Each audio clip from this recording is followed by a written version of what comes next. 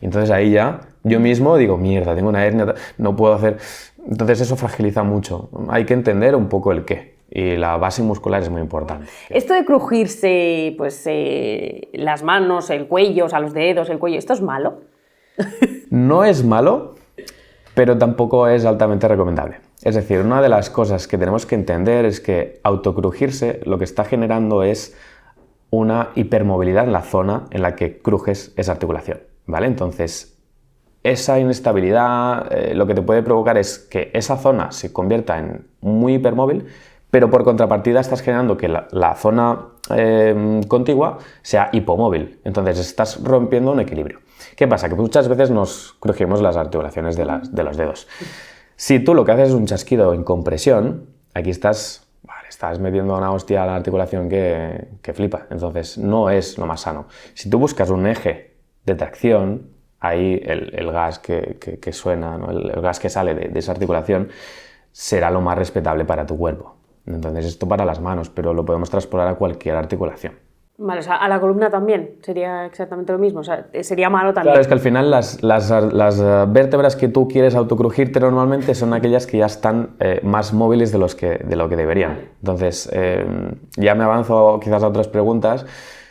Mi misión es, entre comillas, ¿no? Mi objetivo es manipular o movilizar aquellas estructuras, las vértebras, ¿no? Si estamos hablando de las vértebras, que no se mueven, no las que ya se mueven, porque las que ya se mueven ya están demasiado móviles. El problema recae en las que están ahí demasiado fijas, por así decirlo. Bueno, y entonces, yo por ejemplo de pequeño siempre jugábamos a lo típico de crújeme la espalda. ¿Y quién no? ¿Y quién no? Todos lo hemos hecho. Esta de cruzar, ¡cra! O apretándote contra el suelo. Así que, es verdad. Pero esto yo ya, si lo hacías tú, perfecto. Entonces, sí que es verdad que al final notas como cierto alivio, ¿no? Cuando te crujes. Entonces, ¿a qué se debe? ¿Se sabe lo que se debe? Sí, esto está muy descrito, no me quiero enrollar mucho en tecnicismos, pero esa manipulación, sobre todo a nivel espinal, ¿no? A nivel de la columna, genera un efecto antiálgico, ¿no? De disminución del dolor, para que entendáis todos, brutal. Entonces, lo que estás haciendo es neuromodular la respuesta del cuerpo, porque tú le estás dando un estímulo al sistema nervioso de subida para que el cerebro diga, ha cambiado la situación, ya no hace falta que mande más, para que me entiendas, policías, bomberos, ambulancias, a resolver el problema, ¿vale? Entonces, a grosso modo, es un reset para la situación. ¿Qué pasa? Que muchas veces te vas a poder volver a autocrujir porque estás manipulando esa zona que ya es demasiado móvil. Entonces estás creando una necesidad. Crear una necesidad no es bueno para el cuerpo, ¿no? Ya que hablamos de hábitos y demás cosas aquí hoy. O sea, sería como un vicio o algo así. Vale. Entonces, cuando se convierta en un vicio, necesidad, estamos hablando de una posible adicción, sin que llegue a ser una adicción, ¿no? Pero lo podríamos llegar a tolerar de esa manera. Hostia, qué bueno. Vale, entonces, evitar... No es malo, no te vas a morir, pero lo que deberías es ir a tratarte con algún fisiosteópata como tal, ¿no? Principalmente un osteópata, que después, si queréis, hablaremos un poco de esto, de las manipulaciones sí, no, quién tiene más potestad para hacerlas. Vale. Pero hay que entender un poco la situación de por qué está pasando eso siempre, porque hay ese eslabón ahí, esa pieza débil en el cuerpo. Vale, ahora vamos a centrarnos un poquito más en la columna, sobre todo en hernias discales. La pregunta del millón. Sí, yo tengo que avisar que yo sufro de dos. Vale. Luego doy mi punto de vista y mi experiencia, ¿vale? Y a ver si, porque quiero saber primero, a ver qué nos dices tú y luego a ver si va acorde un poco con lo que yo percibo como persona que la sufre, ¿no? Antes que nada, para poner a toda la gente que nos esté escuchando o viendo en contexto, ¿qué sería una hernia discal? Al final, una hernia discal es una salida del núcleo discal, del núcleo pulposo como tal, ¿no? Debido a una rotura del anillo fibroso que lo envuelve. Es decir, el disco tiene dos partes, su capa externa y su capa interna. Cuando se rompe la capa externa, sale la parte de dentro y ahí normalmente sale hacia algún lado. ¿Qué pasa? Que cuando sale en su eje central no es tan complicada porque con mucho tocará algún ligamento, tocará alguna estructura sensible y ya está. Pero cuando se lateraliza, ahí es cuando va a comprimir esas raíces nerviosas, ¿vale? Luego también tenemos las protusiones, que van en relación, ¿no? Hernia, protusión, ¿qué es peor, qué no? En la protusión simplemente es la salida del disco entero. O sea, se abomba todo. No me malinterpretes. No es que salga, ¡pum!, te has quedado sin disco. No, simplemente se deforma o se agranda para no complicarnos la vida, ¿no? Y puede, o no también, comprimir esa raíz nerviosa, ¿no? Entonces, tanto hernias como protusiones tienen eso. Para hacer una comparativa, que me gusta poner ejemplos para que la gente a pie de calle lo entienda mejor. Una hernia discal podría ser como la lava de un volcán, ¿no? Cuando un volcán erupciona, va saliendo lava. Según hacia dónde vaya esa lava, puede ser peligrosa o no. Vale, ok, perfecto. Entonces, me estás comentando que puede haber que algunas tengan sintomatología y otras no. Correcto. Vale, ¿y las que no tienen, es malo que haya pasado esto? A veces ni lo sabes. Es decir, tendríamos que hacer un estudio a todas las personas de hoy en día para saber si tienen hernias o no y saber si tienen sintomatología o no. Al final tú puedes vivir con una hernia y ni enterarte. Que esto muchas veces sí que intento siempre educar a la gente para dejar de fragilizar pacientes, ¿vale? Que esto es algo que me encuentro mucho en consulta. Hay muchos pacientes fragilizados, sobre todo por, es que tengo una hernia, no puedo moverme, no puedo hacer nada, no puedo, tengo que dejar de hacer deporte. Bueno, vamos a ver qué hay, ¿vale? Pero tener una hernia no significa que no puedas hacer nada y que haya una sintomatología como tal. Entonces, si no hay sintomatología, quizás la tienes y no lo sabes. Y vas a un día al fisio porque te molesta la espalda y no sabes que tienes una hernia y haces el tratamiento sin ningún tipo de problema y tú vives con la hernia. Entonces, hasta que no des sintomatología, no hay una preocupación. Ya no hay que alertar, ¿no? Quizá más de... No, porque si no, yo por ejemplo nunca, o sea, alguna vez me he hecho alguna radiografía, pero nunca me ha salido ninguna hernia. Quizás ahora, que hace, yo qué sé, 10 años que no me he hecho ninguna radiografía, me sale una. Pero yo no sufro de dolor lumbar o cervical, por ejemplo. Entonces, ¿me tengo que preocupar? No, porque si voy quizás al médico a hacer una radiografía, ¡pum!, me sale una. Entonces ahí ya yo mismo digo, mierda, tengo una hernia, no puedo hacer...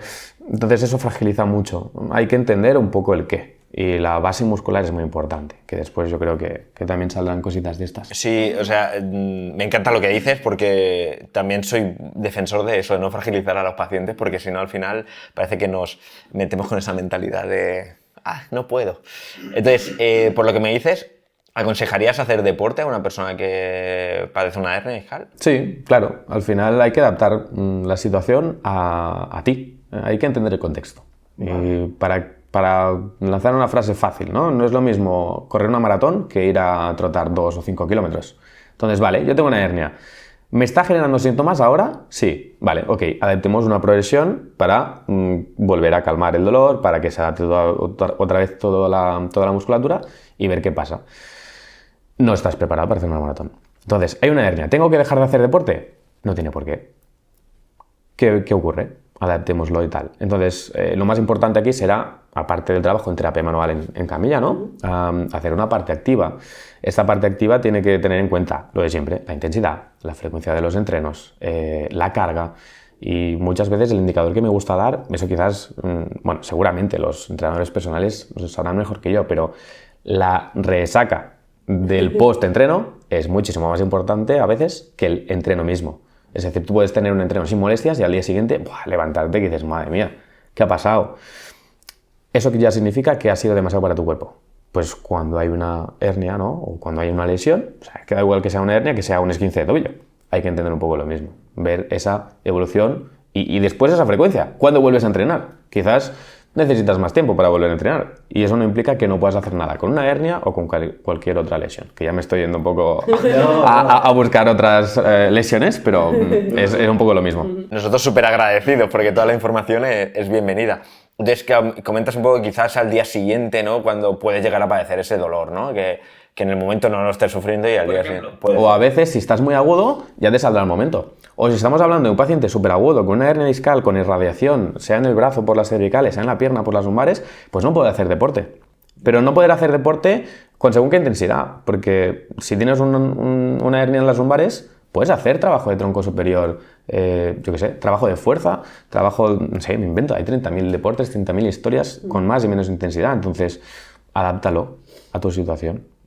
Pero al principio es eso, si hay una situación muy aguda, primero hay que calmar el fuego, ¿no? Hay que calmar esa inflamación para que todo vuelva un poco a la normalidad.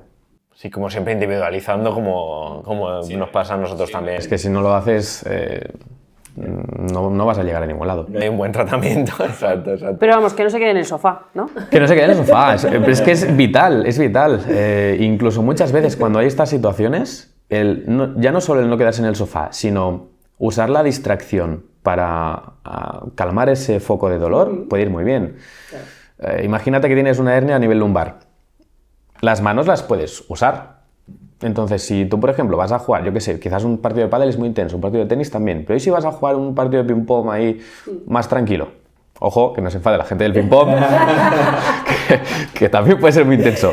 Pero si estás jugando a ping-pong, al final usas las manos mientras te distraes de ese dolor lumbar. Entonces puede ser una buena estrategia para empezar. Y ahí no tienes un impacto de ir a correr, no tienes ese impacto tan severo. Entonces, bueno, buscar estrategias y adaptar el contexto a tu situación. Perfecto. Y última pregunta ya con el tema de las hernias. A mí me lo dijeron hace muchos años, pero no sé si es cierto, porque claro, estamos hablando de que quizá hace 10 o 12 años.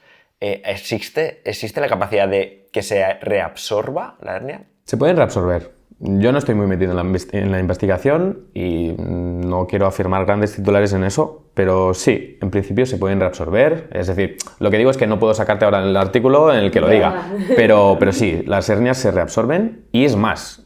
Muchas veces al final lo que me encuentro es, tú vienes a mi consulta porque te duelen las lumbares. A ti te han diagnosticado, no digo a ti, porque no conozco tu caso, pero una hernia en L2, L3. Y vienes con una sintomatología que, por lo que me estás diciendo, quizás está afectada L5. Que tú tengas una hernia en L2, L3, no nos afectará a tratar tu tratamiento. Es decir, hay que saber identificar dónde está esa hernia y qué nos puede conllevar o qué no. Es decir, tanto a nivel práctico de tu vida deportiva como a nivel clínico. Entonces hay mucha gente que es como, ¡oh, tengo una hernia! Da igual qué nivel sea, ya, hostia, las lumbares ya se me han ido al garete, ¿no? Entonces ahí hay que entender también eso. Entonces puedes haber tenido esa hernia de hace 10 años reabsorbida y que vengas ahora por un dolor lumbar y que sea otra hernia que ha aparecido o que no tengas ninguna hernia. Pero claro, eso es muy difícil de entender y de comprobar porque tendríamos que ir haciendo muchas más placas y irradiar a todo el mundo. No es la mejor opción. Y el sistema está muy saturado. Entonces, bueno, por eso me gusta concienciar al paciente y desfragilizarlos. Que no me quieras sacar otra hernia, que ya me has querido sacar. La queremos absorber de golpe. Pues, yo, para cerrar el módulo, simplemente dar un poco mi experiencia, que yo sí que he percibido que en las épocas que menos he podido entrenar, porque yo practico fuerza y carrera, las dos cosas. Entonces, en las épocas en las que menos he podido entrenar, era cuando notaba como más tensión, como un poquito más de dolor. No sé si tiene algo que ver o no, pero bueno, yo lo percibo así. Y cuando me lo diagnosticaron, era una época que prácticamente no hacía nada. Y yo sí que notaba dolor. Y entonces, pues nada, me lo miraron y ya está. Pero ya ni me acuerdo. Pues que además, lo que estás diciendo es así. Cuanto más músculo tengamos, más protegida estará esa lesión. Sea una hernia, sea lo que sea. Necesitamos el músculo para proteger nuestro cuerpo. Si no hay músculo, habrá dolor. Entonces, ¿cómo salimos de ese bucle? Porque a la que tú empiezas otra vez a hacer algo de deporte, algo de ejercicio, algo de musculación, hostia, dolor, agujetas, estás falta de ritmo, no estás entrenado. Entonces, claro, hay que superar un poco esa barrera para volver a activar el cuerpo.